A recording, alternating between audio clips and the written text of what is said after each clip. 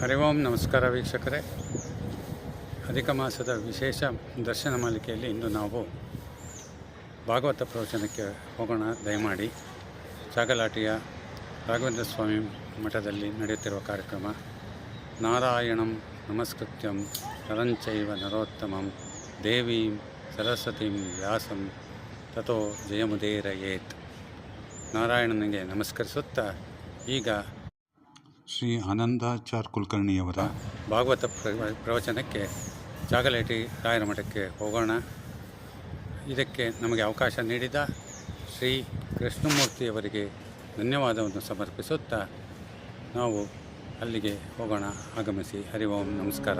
ಪೂಜ್ಯಾಯ ರಾಘವೇಂದ್ರಾಯ ಸತ್ಯಧರ್ಮರಥಾಯ ಚ ಭಜತಾಂ ಕಲ್ಪವೃಕ್ಷಾಯ ನಮತಾಂ ಕಾಮಧೇನವೇ ದುರ್ವಾದಿಧ್ವಾಂತರವಯೇ ಸಜ್ಜನೇಂದೇವರೇಂದವೇ ನಮಃ ಶ್ರೀರಾಘವೇಂದ್ರ ಗುರವೇ ನಮೋ ಅತ್ಯಂತದಯಾಳವೇ.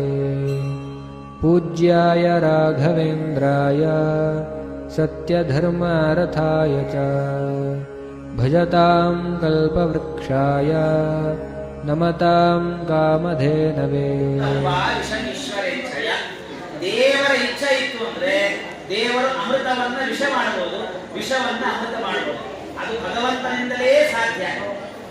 ಸವೈ ಮಹಾಭಾಗವತೋ ಮಹಾತ್ಮ ಮಹಾನುಭಾವೋ ಮಹತಾಂ ಮಹಿಷ್ಠಃ ಪ್ರವೃತ್ತ ಭಕ್ತ್ಯಾ ಖೇನುಭಾವಿತಾಶಯೇ ನಿವೇಶ್ಯ ವೈಕುಂಠಮನನ್ಯ ವಿಹಾಸ್ಯಸಿ.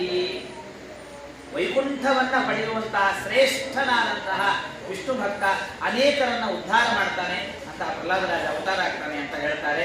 ಮತ್ತೆ ಇವ್ರು ಯಾರು ಅಂತ ಕೇಳಿದಾಗ, ಆ ಗರ್ಭವನ್ನು ಧಾರಣ ಮಾಡಿದಾಗ 1000 ವರ್ಷ 100 ವರ್ಷ ದಧಾರ ವರ್ಷಾಣಿ ಶತಂ 100 ವರ್ಷ ಗರ್ಭವನ್ನು ಧಾರಣ ಮಾಡಿದ್ದಾಳೆ. ಹಿರಣ್ಯಾಕ್ಷ ಹಿರಣ್ಯಕಶಿಪು ಅವತಾರ ಹುಡ್ತಾರೆ. ಹುಟ್ಟಿದಾಗ ಇವ್ರು ಯಾಕೆ ಹುಟ್ಟಿದ್ರು ಅಂತಂದ್ರೆ ಜಯ ವಿಜಯರ ಶಾಪ. ಸನಕಾದಿಗಳು ಬರ್ತಾರೆ. ಸನಕಾದಿಗಳಿಗೆ ಮನೆ ವೈಕುಂಠದಲ್ಲಿ ಪ್ರವೇಶ ಮಾಡಿ ಬಿಡೋದಿಲ್ಲ. ಆ ಬಿಡದೇ ಇದ್ದಾಗ ಅವರು ಶಾಪವನ್ನು ಕೊಡ್ತಾರೆ. ರಾಕ್ಷಸರು ಹೀಗೆ ಮಾಡ್ತಾರೆ, ಹಾಗಾಗಿ ನೀವು ರಾಕ್ಷಸರಾಗಿ ಅಂತ ಶಾಪ ಕೊಡ್ತಾರೆ.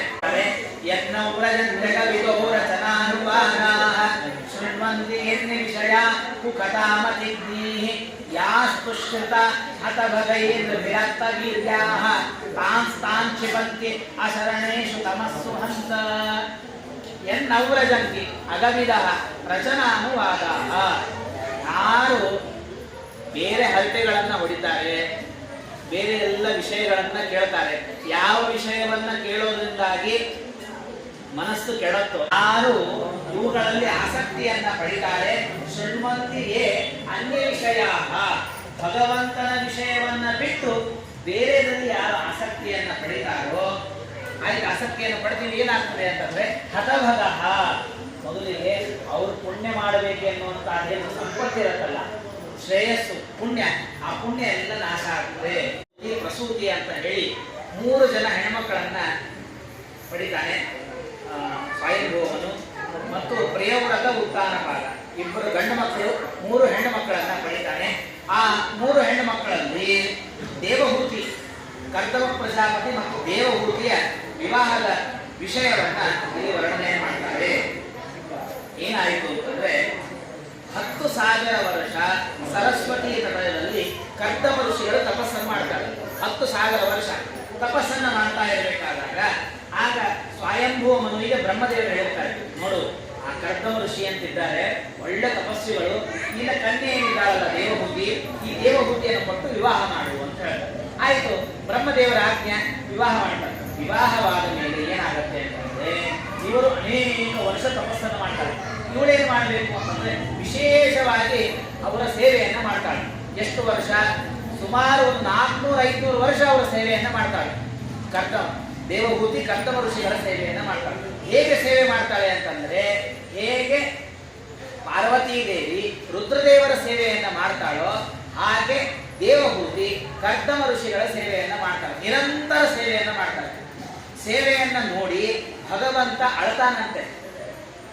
ಕರ್ದಮ ಋಷಿಗಳು ಮಾಡುವ ತಪಸ್ಸನ್ನ ನೋಡಿ ಭಗವಂತ ಅತ್ತಾಗ ಆ ಭಗವಂತನ ಕಣ್ಣೀರೇ ಬಿಂದು ಸರೋವರ ಅಂತ ಆಗಿದೆ. ಈಗ ಮಾತೃಗಯ ಅಂತ ಇದೆ, ಆ ಮಾತೃಗಯಲ್ಲಿ ಬಿಂದು ಸರೋವರ ಅಂತಿದೆ. ಆ ಬಿಂದು ಸರೋವರ ಅಂದ್ರೆ ಭಗವಂತನ ಸಂತೋಷ. ಕೆಲವರಿಗೆ ಸಂತೋಷ ಆದಾಗ ಅಳು ಬರ್ತದೆ ನೋಡಿ, ಆನಂದ ಬಾಷ್ಪ ಅಂತಾರೆ. ಹಾಗೆ ಭಗವಂತ ಇವರ ತಪಸ್ಸನ್ನ ನೋಡಿ ಸಂತೋಷಪಟ್ಟು ಭಗವಂತ ಅಳ್ಳಿ ಪ್ರಾರಂಭ ಮಾಡಿದ. ಯಸ್ಮಿನ್ ಭಗವತೋ ನೇತ್ರ ಅಪದತ್ ಹರ್ಷ ಬಿಂದವಃ ಕೃಪಯಾ ಸಂಪರೀತಸ್ಯ ಪ್ರಸನ್ನೇ ಅರ್ಪಿತಾಮೃಷಂ ತದ್ವೈ ಬಿಂದು ಸರೋವರೋ ನಾಮ ಸರಸ್ವತ್ಯಾ ಉಪಕೃತಂ. ಆಯ್ತು, ಭಗವಂತ ಅನುಗ್ರಹ ಮಾಡ್ತಾನೆ ಕರ್ಮಋಷಿಗಳಿಗೆ. ಅನುಗ್ರಹ ಮಾಡಿದ್ಮೇಲೆ ಗುಣೇಶು ಶಕ್ತಂ ಮಂಧಾಯ ಪೇಶತತ್ವಂ ಹಿ ಮುಕ್ತಯೇ.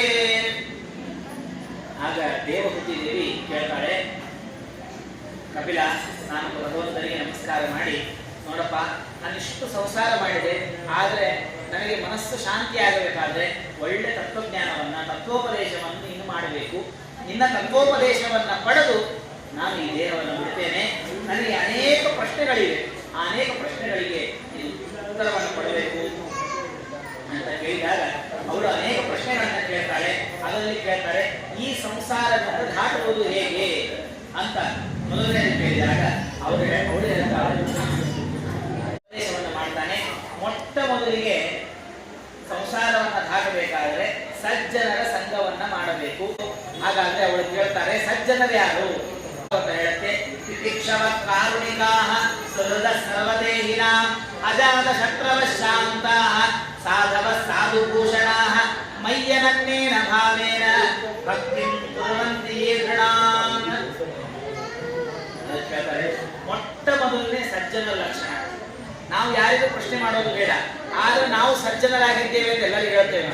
ನಮ್ಮಂತ ಸಜ್ಜನರೇ ಸಿಗೋದಿಲ್ಲ, ಒಳ್ಳೆ ಜನ ನಾವು ಅಂತ ಹೇಳ್ಕೊತಾ ಇರ್ತೇವೆ. ನಾವು ಸಜ್ಜನರಾಗಿದ್ದೇವೋ ಇಲ್ಲೋ ಭಾಗವತ ಹೇಳುತ್ತೆ, ನೋಡೋಣ ನಾವು ಸಜ್ಜನರಿದ್ದೀವೋ ಇಲ್ಲೋ. ತಿತಿಕ್ಷವ, ಮೊಟ್ಟ ಮೊದಲನೇ ಸಜ್ಜನರ ಗುಣ ತಿತಿಕ್ಷವ. ತಿತಿಕ್ಷವ ಅಂತಂದ್ರೆ ಏನೊಂದು ಸಹನ ಶಕ್ತಿ.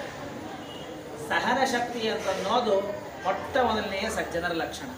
ಯಾರು ಹೇಳಿದಾಗ ಅದನ್ನ ಕೇಳ್ತಾರೋ, ಕೇಳಲಿಕ್ಕೆ ಸಹನ ಇರೋದಿಲ್ಲ, ಒಂದು ನಿಮಿಷ ನಾವು ಹೇಳಲಿಕ್ಕೆ ಬಿಡೋದಿಲ್ಲ ಉತ್ತರ, ನಾವೇ ಪಟಪಟ ಆಗಿ ಮಾತಾಡ್ತೇವೆ.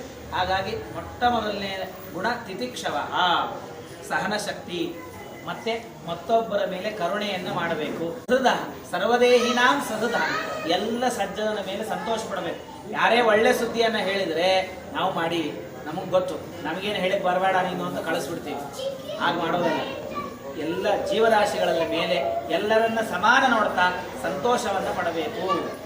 ಅಜಾತ ಶತ್ರವಃ, ಶತ್ರುಗಳನ್ನ ಯಾರನ್ನು ಇಟ್ಕೋಬಾರದು. ಯಾರು ಸಜ್ಜನರಿರ್ತಾರೋ ಅವರಿಗೆ ಯಾರ ಜೊತೆ ಶತ್ರುತ್ವವನ್ನು ಇಟ್ಕೊಳ್ಬಾರದು. ಅಜಾತ ಶತ್ರವಃ ಶಾಂತಾಃ, ಶಾಂತ ಸ್ವಭಾವದಿಂದ ಇರಬೇಕು. ಸಾಧುಭೂಷಣಾಃ, ಜ್ಞಾನಿಗಳು ಅಂದ್ರೆ ಪ್ರಿಯರಾಗಿರಬೇಕು. ಅಷ್ಟೇ ಅಲ್ಲ, ಇಷ್ಟಿದ್ರೆ ಸಾಕೇನು ಅಲ್ಲ. ಮೈ ಅನನ್ಯೇನ ಭಾವೇನ ಭಕ್ತಿಂ ಕುರುವಂತಿ, ನನ್ನನ್ನ ಅನನ್ಯ ಭಾವೇನ, ಅನನ್ಯ ಅಂದ್ರೆ ಏನು, ಏನು ಅಪೇಕ್ಷವನ್ನ ಪಡೆದೇನೆ ದೇವರಲ್ಲಿ ಭಕ್ತಿ ಮಾಡಬೇಕು. ಅದನ್ನು ಹೇಳ್ತಾರೆ, ಮೈ ಅನನ್ಯೇನ ಭಾವೇನ ಭಕ್ತಿಂ ಕುರುವಂತಿಯೇ ದೃಢಾಂ. ಒಂದು 5 ನಿಮಿಷ ಭಕ್ತಿ ಅಲ್ಲ, ಸುಮ್ಮನೆ ಬಂದು ಒಂದು ನಮಸ್ಕಾರ ಮಾಡಿ ತೀರ್ಥವನ್ನ ತೆಗೆದುಕೊಂಡು ಹೋಗ್ಬಿಡ್ತೀವಿ. ಏತೇ ಸಾಧವ ಸಾಧ್ವಿ ಸರ್ವ ಸಂಘ ವಿವರ್ಜಿತಾ, ಅವರನ್ನ ಸಾಧುಗಳು ಅಂತ ಕರೀತಾರೆ. ಸತಾಂ ಪ್ರಸಂಗಾನ್ ಮಮ ವೀರ್ಯ ಸಂಪದೋ ಭವಂತಿ ಹೃತ್ಕರ್ಣ ರಸಾಯನ ಕಥಾಃ ತದ್ದೋಷದ ಅಶ್ವಪವರ್ಗವರ್ತ್ಮನಿ ಶ್ರದ್ಧಾವತಿ ಭಕ್ತಿರನುಕ್ರಮೀಚ. ಇದು ಕಪಿಲೋಪಾಖ್ಯಾನ ಅಂತ ಇದೆ ಭಾಗವತದಲ್ಲಿ, ಬಹಳ ವಿಸ್ತಾರವಾದಂಥದ್ದು. ಕಪಿಲ ನಾಮಕ ಪರಮಾತ್ಮ ತಾಯಿಗೆ ಉಪದೇಶವನ್ನ ಮಾಡ್ತಾನೆ. ತಾಯಿ ಒಳ್ಳೆ ಗತಿಯನ್ನು ಹೊಂದಬೇಕು, ಸನ್ಮಾರ್ಗದಲ್ಲಿ ಇರಬೇಕು ಅನ್ನೋ ಕಾರಣಕ್ಕಾಗಿ ಭಗವಂತ, ಕಪಿಲ ನಾಮಕ ಭಗವಂತ ತನ್ನ ತಾಯಿಯಾದ ದೇವಹೂತಿಯನ್ನ ಉಪದೇಶವನ್ನ ಮಾಡ್ತಾನೆ. ಅವಳು ಅನೇಕ ಪ್ರಶ್ನೆಗಳನ್ನ ಕೇಳ್ತಾರೆ. ಅದರಲ್ಲಿ ಕೇಳ್ತಾರೆ, ಭಕ್ತಿಯ ಲಕ್ಷಣ ಏನು? ನಾವು ಭಕ್ತಿ ಅಂತಂತೀವಿ. ಭಕ್ತಿ ಅಂದ್ರೆ ಏನು ಅಂದ್ರೆ, ಶ್ರೀಮದಾಚಾರ್ಯರು ಹೇಳಿದ್ದಾರೆ ತಾತ್ಪರ್ಯ ನಿರ್ಣಯದಲ್ಲಿ, ಮಹಾತ್ಮ ಜ್ಞಾನ ಪೂರ್ವಸ್ತು ಸುಹೃದ ಸರ್ವದೋಧಿಕ ಸ್ನೇಹೋ ಭಕ್ತಿ ಅಂತ ಹೇಳಿದ್ದಾರೆ. ಈ ಸ್ನೇಹ ಭಕ್ತಿ ಅಂತ ಅನ್ನೋದು ಅಂದ್ರೆ ಏನು ಅಂತಂದ್ರೆ, ನಾವು ಯಾರ ಮೇಲೆ ಭಕ್ತಿಯನ್ನು ಮಾಡ್ತಾ ಇರ್ತೀವಲ್ಲ, ದೇವರಲ್ಲಿ ಭಕ್ತಿ ಮಾಡ್ತಾ ಇರ್ತೀವಿ. ಭಕ್ತಿ ಮಾಡೋದು ಅಂದ್ರೆ ಏನು ಅಂದ್ರೆ, ದೇವರ ಉಪಕಾರ ಸ್ಮರಣೆ ಇರಬೇಕು. ದೇವರು ಏನೇನು ಮಾಡಿದ್ದಾನೆ ಅವುಗಳನ್ನೆಲ್ಲವನ್ನು ತಿಳ್ಕೋಬೇಕು. ತಾಯಿ ಹೇಗೆ ಮಗನ ಮೇಲೆ ಸ್ನೇಹ ಮಾಡ್ತಾರಲ್ಲ, ಹಾಗೆ ಭಗವಂತನ ಮೇಲೆ ಸ್ನೇಹವನ್ನು ಮಾಡಬೇಕು. ಇಲ್ಲಿ ಒಂದು ಲಕ್ಷಣವನ್ನು ಹೇಳ್ತಾರೆ, ಅನಿಮಿತ್ತ ಭಗವತಿ ಭಕ್ತಿ ಸಿದ್ಧೇ ಗರೀಯಸಿ. ಇಂದ್ರಿಯ ಪಂಚ ಕರ್ಮೇಂದ್ರಿಯ ಇವುಗಳಿಂದ ಭಗವಂತ ದೇಹವನ್ನ ಸೃಷ್ಟಿ ಮಾಡ್ತಾನೆ. ಮೂಲ ಪ್ರಕೃತಿ, ಅದರಿಂದಾಗಿ ಅಹಂಕಾರ ತತ್ವ, ಮನಸ್ತತ್ವ, ಬುದ್ಧಿ ತತ್ವ ಇವುಗಳನ್ನೆಲ್ಲ ಮಿಶ್ರಣ ಮಾಡಿ ಭಗವಂತ ದೇಹವನ್ನು ಸೃಷ್ಟಿ ಮಾಡ್ತಾನೆ. ಇದು ಶಾಸ್ತ್ರದ ಒಂದು ಗಹನವಾದ ವಿಷಯ. ಏನು ಅಂತಂದ್ರೆ, ಈ ಜೀವ ಏನಿದ್ದಾನಲ್ಲ, ನಮ್ಮ ಜೀವ, ನಿಮ್ಮೆಲ್ಲರ ದೇಹಗಳಲ್ಲಿ ಅನಂತ ದೇಹ, ಅನಂತ ದೇಹದಲ್ಲಿ ಅನಂತ ಜೀವರಿದ್ದಾರೆ. ಆ ಜೀವ ಏನಿದ್ದಾನಲ್ಲ ಅವನು ಸುಖರೂಪ. ಅವನು ಸುಖರೂಪ ಅಂದ್ರೆ ಏನು? ಯಾವಾಗಲೂ ದುಃಖ ಪಡೋದಿಲ್ಲ ಅವನು. ಜೀವ ಸುಖವನ್ನೇ ಪಡಬೇಕು. ಜೀವನು ಯಾವಾಗಲೂ ಸುಖರೂಪ ಅಂತಂದ ಮೇಲೆ ಅಹಂ ಸುಖಿ ಅಂತ ಅನುಭವಕ್ಕೆ ಬರಬೇಕು.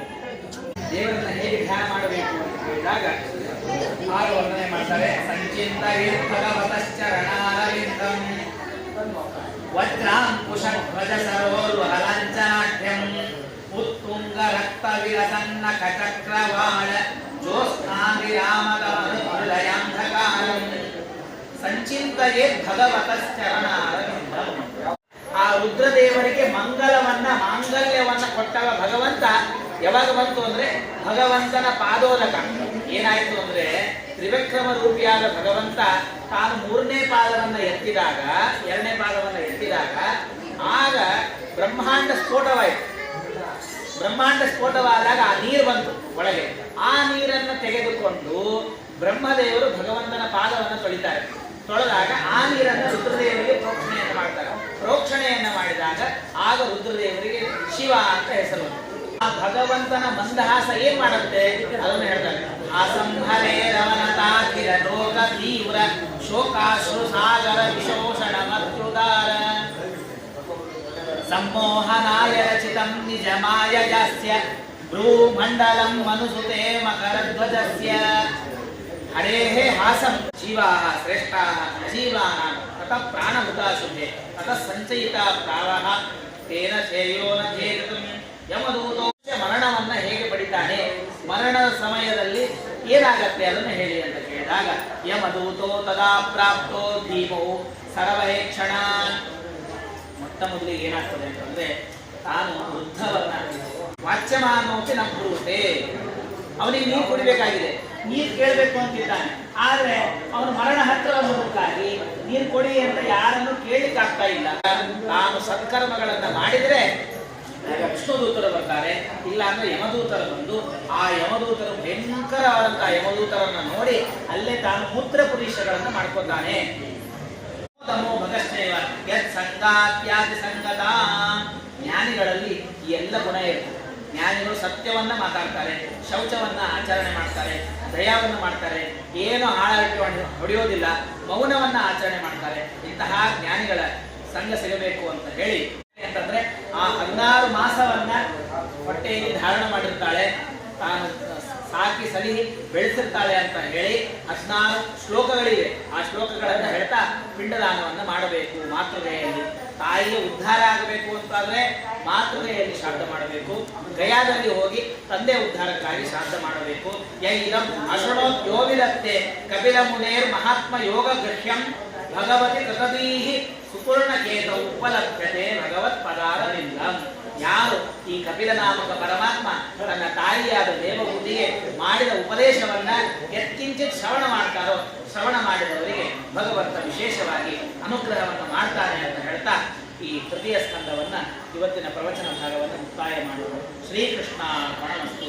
ಯಸ್ಸರ್ವ ಗುಣಸಂಪೂರ್ಣ ಸರ್ವದೋಷ ವಿವರ್ಜಿತ ಪ್ರಿಯತಾಂ ಪ್ರೀತಯೇವಾರಂ ವಿಷ್ಣುರ್ಮೇ ಪರಮಸ್ಸೃತ. ಅತ್ರೈವ ಗಂಗಾ ಯಮುನಾ ಚ ತತ್ರ ಗೋದಾವರಿ ತತ್ರ ಸರಸ್ವತಿ ಚ ಸರ್ವಾಣಿ ತೀರ್ಥಾನಿ ವಸಂತಿ ತತ್ರ ಯತ್ರಾಚ್ಯುತೋ ಧಾರಕಟಾಕ್ಷ. ಶ್ರೀಕೃಷ್ಣಾರ್ಪಣಮಸ್ತು.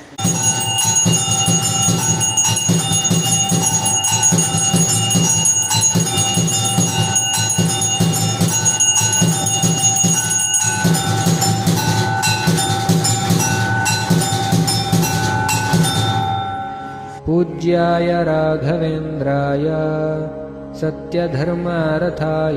ಹರಿ ಓಂ ಆತ್ಮೀಯ ವೀಕ್ಷಕರೇ, ನಮ್ಮ ಮುಂದಿನ ಕಾರ್ಯಕ್ರಮ ಅಂದರೆ 31ನೆಯ ದರ್ಶನ ಮಾಲಿಕೆ ವಿಶೇಷ ಅಧಿಕ ಮಾಸದ ವಿಶೇಷ ದರ್ಶನ ಮಾಲಿಕೆ 31ನೆಯ ಕಾರ್ಯಕ್ರಮವನ್ನು ನಾವು ಚಾಗಲಾಟಿಯಲ್ಲಿ ನಡೆಯುವ ಭಜನಾ ಸತ್ಸಂಗವನ್ನು ವೀಕ್ಷಿಸಲು ಪಾವನರಾಗಲು ಅಲ್ಲಿಗೆ ಹೋಗೋಣ. ತಮ್ಮೆಲ್ಲರಿಗೂ ಸ್ವಾಗತ. ಹರಿ ಓಂ, ನಮಸ್ಕಾರ.